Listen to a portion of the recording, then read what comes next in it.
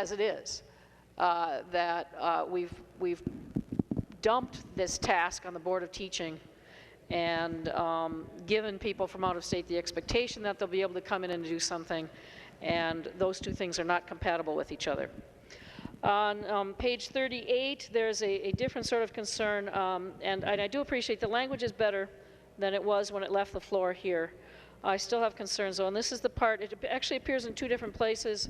It's on page 38 and on page 42.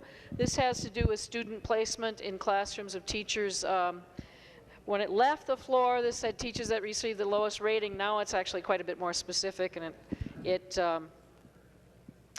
it rightly identifies teachers that are under disciplinary procedures for not making improvements.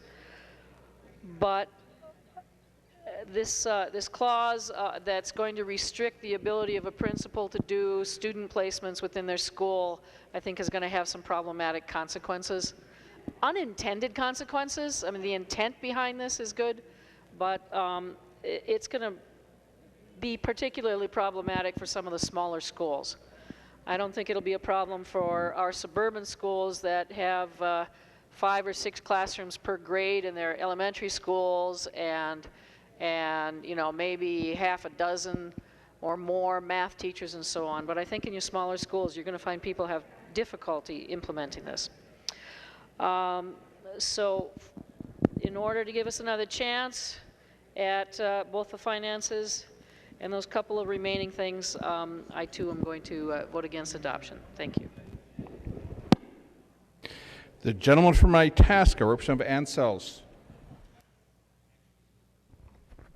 Thank you, Mr. Speaker.